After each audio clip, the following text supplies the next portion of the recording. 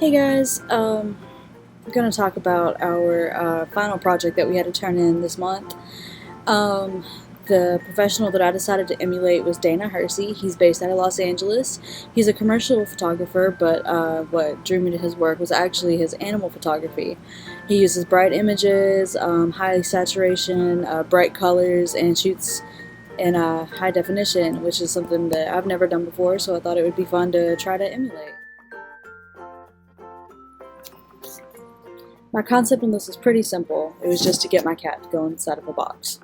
I had seen a tutorial online for a do-it-yourself portrait studio box, like a light box that used diffused light. And I made the joke that if I built this thing, the cat would go inside of it, and then that's how the whole idea was born. I have this sketch, as you can see, get cat to go into light box. The process for choosing what video was the best to use is pretty simple. I just used the photo app that opens by default when you put an SD card into your laptop there, and sorted through it and found the one that had the best tangent, the best lighting, no blur, etc. Basically, which one looked the best. And this is the one that I decided to work with for this project. Alright, so the next thing that I did was go into Photoshop with this image, and the very first thing that I did was go into the LAB color mode and edit it there, which is really cool, by the way. I'm so glad we learned about that. Then I went back into RGB mode and I upped the saturation, upped the brightness, and upped the contrast. And then I went into channels and selected the cat and masked out the background because I wasn't really feeling the background that was there. Go over that in the What I Learned section.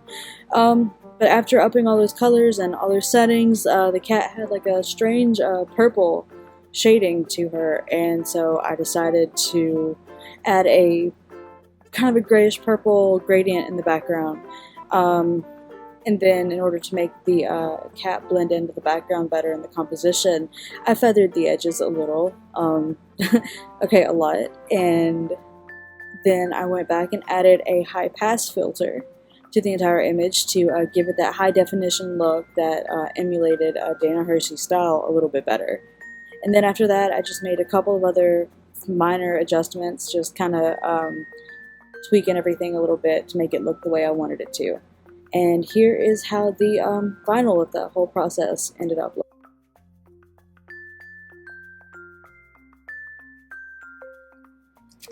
What did I learn? Other than learning all the cool composition tricks we learned and the feathering of the edges and the filters that we could use to help our subjects blend in with the composition background better.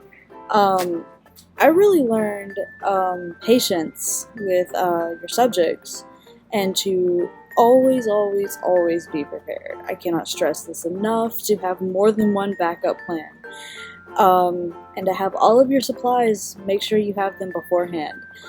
For me, I did not have the right lighting to do the studio box, and I did not have a white sheet to do my backup plan, so I just kind of had to rely on Photoshop to make up for my, what I was lacking there. So definitely always have more than one backup plan, and make sure you have what you need in order to do everything that you're wanting to do in your shot. It's super important. I would like to explore portrait photography some more because I'm not that great at it. I'd also like to work on still life photography. I feel like if I worked on those two things, it would really round out my portfolio as a photographer. And I'd also like to learn a lot more about compositing images and become way more proficient in doing that. I just want to say that it's been an honor being in this class with everybody and watching everybody improve over the past month and seeing how far we've come.